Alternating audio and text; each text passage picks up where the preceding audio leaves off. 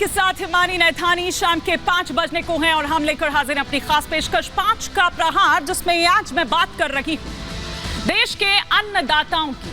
3 साल पहले हुआ किसान आंदोलन तो सबके जहन में है ही, लेकिन अब एक बार फिर से किसानों के प्रदर्शन ने उग्र रूप अख्तियार कर लिया है और उसकी बानगी ये तस्वीरें हैं। पुलिस के रोकने और बॉर्डर सील करने पर भी प्रदर्शनकारी नहीं माने, बवाल शुरू किया। शंभू बॉर्डर प्रदर्शनकारियों का एपी सेंटर बना हुआ है। जो तस्वीरें इस वक्त आप देख रहे हैं, बॉर्डर को कुरुक्षेत्र समझ सैकड़ों की संख्या में आए प्रदर्शनकारियों ने जमकर उत्पात मचाया, हंगामे के साथ साथ तोड़फोड़ की। और शंभू बॉर्डर पर डटी पुलिस ने जब प्रदर्शनकारियों को रोकने की कोशिश की तो वो पुलिस पर ही भड़क उठी। खुद को देश का अन्नदाता बताने वाले इन प्रदर्शनकारियों ने बैरिकेडिंग्स तोड़ दी, पुल से बैरिकेडिंग्स को उखाड़कर नीचे फेंक दिया और आगे बढ़ते हुए पुलिस पर ही धावा बोल दिया। प्रदर्शनकारियों ने पुलिस पर पथराव कर दिया तो पुलिस ने भी अपने बचाव में ताबड़तोड़ आंसू गैस के गोले दागे। ड्रोन के जरिए छोड़े गए आंसू गैस के गोले और उसके बाद पूरा आसमान धुआं धुआं हो गया। प्रदर्शनकारी भी तितर बितर हुए और शंभू बॉर्डर पर भगदड़ सी स्थिति मच गई। ये बताया जा रहा है कि प्रदर्शनकारी पूरी तैयारी के साथ आगे बढ़े थे। उनका कुछ बड़ा करने का प्लान था। पत्थर ही नहीं, हाथों में लाठी डंडे लिए भी ये जो खुद को किसान बता रहे हैं वो नजर आए। शंभू बॉर्डर पर बिगड़े माहौल के बाद केंद्रीय कृषि मंत्री ने बयान दिया और उपद्रवियों से किसानों को दूर रहने की सलाह दी। इधर किसान नेता शांतिपूर्ण आंदोलन की बात कह रहे थे, बोल रहे थे कि वो अपनी बात रखने के लिए दिल्ली कूच कर रहे हैं, तो उसमें लाठी डंडों का क्या काम? क्यों पाबंदी के बाद भी सैकड़ों ट्रैक्टर ट्रॉलीज को बॉर्डर पर इकट्ठा किया गया? क्यों सख्ती के बाद भी शंभू बॉर्डर को कुरुक्षेत्र बना दिया गया?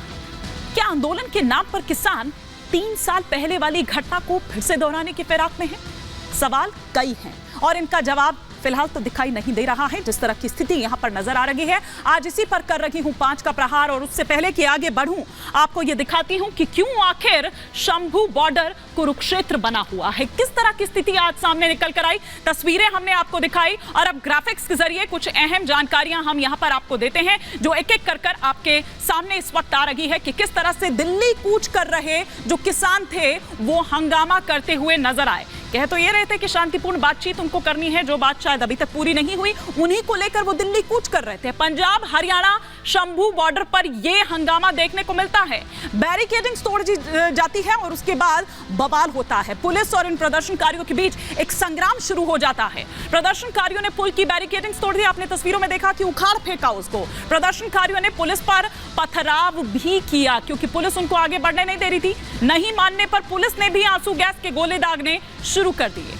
ड्रोन से पुलिस ने आंसू गैस के ये गोले दागे, जिसके बाद पूरा आसमान धुएं के गुब्बार से भर गया। प्रदर्शनकारियों ने ड्रोन पर भी पथराव किया। सीमेंट के ब्लॉक्स जो हैं उनको ही उठाकर ले गए प्रदर्शनकारी, यानी वो सीमेंट के ब्लॉक्स जो दरअसल उनको आगे बढ़ने से रोकने के लिए वहां पर लगाए गए थे, वो कंटीले तार, वो कीले जो वहां पर बिछाई गई थी और एक ब्लॉक सीमेंट का वहां पर लगाया गया था ताकि इससे आगे ना बढ़े, लेकिन उस सीमेंट के ब्लॉक को ही उखाड़कर अपने साथ ले गए वो प्रदर्शनकारी। अब कुछ सवाल खड़े हो रखे हैं एक एक कर 5 का प्रहार के वो 5 सवाल आपके टेलीविजन स्क्रीन पर। यह पहला सवाल कि किसानों का लेकर नाम दिल्ली को करेंगे परेशान।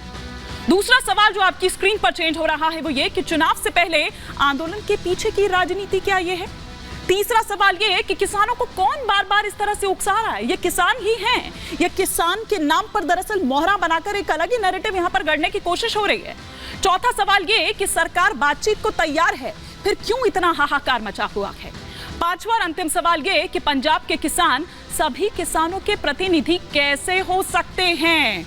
और अभी 4 दिन पहले तो भगवंत मान ये कह रहे थे कि सब कुछ सहमति बन गई है, फिर आखिर अचानक ये क्या होता है कि दिल्ली कूच करने के लिए आमादा हो जाते हैं और इस कदर आमादा होते हैं कि तस्वीरें आप देख सकते हैं। बैरिकेडिंग सुखाड़ देते हैं, सीमेंट के ब्लॉक सुखाड़ देते हैं। बड़ी खबर जो इस वक्त आ रही है वो भी हम आपको बता रहे हैं और साथ ही साथ तस्वीरें भी हम आपको दिखा रहे हैं उस शंभू बॉर्डर की जो एपी सेंटर बना हुआ है। फिलहाल प्रदर्शन पर बोले हरियाणा के गृह मंत्री अनिल विज, प्रदर्शनकारियों का मकसद कुछ और है, शांति भंग नहीं होने देंगे, ये अनिल विज कह रहे हैं। दिल्ली से केंद्र सरकार खुद चंडीगढ़ में किसानों के पास आई है। ये प्रदर्शनकारी क्यों और किस लिए दिल्ली आना चाहते हैं, ये पूछ रहे हैं अनिल विज। ये 6 तस्वीरें इस वक्त हम आपको अलग अलग जगहों से अलग अलग बॉर्डर की यहां पर दिखा रखे हैं। शंभू बॉर्डर जो एपी सेंटर बना हुआ है, सिंघू बॉर्डर के किस तरह के हालात हैं, टिकरी बॉर्डर पर भी पुलिस पूरी तरह से मुस्तैद नजर आ रही है। कालिंदी कुंज, गाजीपुर बॉर्डर, चिल्ला बॉर्डर, किस तरह के हालात हैं, ये अलग अलग तस्वीरें हम आपको दिखा रहे हैं। और इस वक्त इन्हीं दो अलग अलग बॉर्डर से हमारे सहयोगी इस वक्त जुड़ चुके हैं। सिंघू बॉर्डर से हमारे वरिष्ठ सहयोगी अखिलेश राय इस वक्त हमारे साथ जुड़ चुके हैं। टिकरी बॉर्डर पर इस वक्त मेरे सहयोगी वैभव मौजूद है, लेकिन सबसे पहले हम हमारे वरिष्ठ सहयोगी अखिलेश जी का रुख करेंगे। अखिलेश जी, अभी क्या हालात वहां पर? हिमानी, यहाँ पे सारी व्यवस्था चाक चौबंद कर दी गई है। जब ये पता चला कि शंभू बॉर्डर पर इस तरह का बवाल हुआ है, उसके बाद से दिल्ली पुलिस ने यहाँ पे कई लेयर की और सिक्योरिटी बढ़ा दी है। आप देखिए कि ये जो बड़ी बड़ी दीवार लगाई गई है कंक्रीट्स की, उसके पहले ये कटीले तार लगाए गए हैं, उसको बाकायदे सीमेंट से ब्लॉक किया गया है। उसके आगे पूरा NH44 को पूरी तरह से ब्लॉक कर दिया गया है कि हरियाणा से कोई भी दिल्ली में प्रवेश न कर पाए। हम आपको दिखाते हैं कि दूसरी तरफ बड़े बड़े कंटेनर में JCB के जरिए मिट्टी डाली गई है और मिट्टी डाल करके उसको पूरे रास्ते को ब्लॉक किया गया है। ये करीब करीब 6 से 7 लेयर्स की ये काम किए गए हैं कि ये मुमकिन न हो पाए कि कोई भी ट्रैक्टर से चाहे किसी भी तरह कोशिश करे और वो इसमें सफल न हो पाए। आप देखिए कि बड़ी बड़ी क्रेन है और ये बड़ी बड़ी जो कंक्रीट के दीवार बनी है उसको सेट किया जा रहा है। और इस तरह के ब्लॉक कई बार इस सड़क पे किए गए हैं, दोनों तरफ किए गए हैं, पूरी तरह से ब्लॉक कर दिया गया है। हालांकि यहाँ बड़े बड़े अधिकारी भी आए थे, उन्होंने साफ तौर पे यहाँ पे जितने भी फोर्सेस लगे हैं उनको निर्देश दिया है कि किसी को भी हमला नहीं करना है, किसी को भी किसी को पर कोई कार्रवाई नहीं करनी है। जो भी करनी है वो सिर्फ शांत होकर देखना है, क्योंकि किसानों पर कोई लाठीचार्ज नहीं होगी। सिर्फ यहाँ पे पुलिस जो तैनात है, पैरामिलिट्री तैनात है, उसको आंसू गैस के गोले दिए गए हैं और लाठी है। इसके अलावा ये कहा गया है कि कोई भी इस तरह के प्रदर्शन पे लाठीचार्ज नहीं होगी, लेकिन अपनी तरफ से जो पिछली बार गलती हुई थी उसको देखते हुए नहीं दोहराना है। बिल्कुल अखिलेश जी, हमारे वरिष्ठ सहयोगी लगातार सिंघू बॉर्डर से ये तस्वीरें दिखा रहे हैं। क्या तैयारी है, किस तरह की मुस्तैदी है, वो भी दिखा रहे हैं। एक बार टिकरी बॉर्डर पर चलते हैं। मेरे सहयोगी वैभव इस वक्त जुड़े हुए हैं। वैभव, वहां किस तरह के हालात, कंट्रोल में है स्थिति? बिल्कुल हिमानी, हम उस वक्त टिकरी बॉर्डर पर ही मौजूद हैं और यहां पर जैसा कि तकरीबन 2 घंटे पहले से ही तैयारियां की जा रही हैं। ये जो कंक्रीट के बैरिकेड्स हैं ये इस रास्ते पर जो है वो लगाए जा रहे हैं ताकि इस रास्ते को ब्लॉक किया जा सके। तकरीबन 6-7 फीट के ये कंक्रीट के जो बैरिकेड्स हैं ये सबसे पहली लेयर में लगाए गए हैं और इनके ऊपर आप ये देख सकती हैं जो कटीले तार हैं वो इस लोहे की बैरिकेड्स पर भी लगाए गए हैं और जो कंक्रीट के बैरिकेड्स यहाँ पर रखे गए हैं 20 सड़क पर, उस बैरिकेड्स पर भी जो है वो इन तारों को लगाया गया है। अर्धसैनिक बलों की तैनाती यहां पर नजर आ रही है, दिल्ली पुलिस के तमाम जवान नजर आ रहे हैं और देखिएगा क्रेन के जरिए ये तमाम जो कंक्रीट के बैरिकेड्स हैं वो इस वक्त इस सड़क पर जो है वो रखे जा रहे हैं ताकि इसको जो है वो ब्लॉक किया जाए। तकरीबन 100 मीटर का ये दायरा और 100 मीटर के दायरे में 4 से 5 लेयर मजबूत जो है वो बनाई गई है, क्योंकि शंभू बॉर्डर पर जो स्थितियां हैं, जो तस्वीरें हैं, वैसी तस्वीरें यहां ना हो, उन तस्वीरों से, उन हालातों से बचा जा सके। यही वजह है कि यहां पर ये जो पहरा है वो बहुत ज्यादा मजबूत किया जा रहा है। कई लेयर्स की ये बैरिकेड्स है और ये जो आपको कंक्रीट के बैरिकेड्स दिख रहे हैं ये इन बैरिकेड्स से आगे बढ़ेंगे तो ये लोहे के बैरिकेड्स हैं, कंटेनर है और साथ ही उसके पीछे रैपिड एक्शन फोर्सेस। लेकिन ये कंटेनर्स, ये बैरिकेडिंग्स अखिलेश जी और वैभव जो आप लोग दिखा रहे हैं, ये 3 साल पहले, 2 साल पहले अखिलेश जी जिस तरह की स्थिति थी उसकी याद दिलाते हैं। लोग आज भी कई घंटों जाम में फंसे रहे, उनको यह डर सता रहा है कि कहीं ऐसा तो नहीं कि जैसे 2-3 साल पहले, क्योंकि इस बार ये कह रहे हैं कि पिछली बार से ज्यादा जो इंटेंसिटी है उसकी ज्यादा होगी। 6 महीने का पूरा जो राशन पानी है वो लेकर चल रहे हैं। क्या वही दोहराए जाने की कोशिश है अखिलेश जी?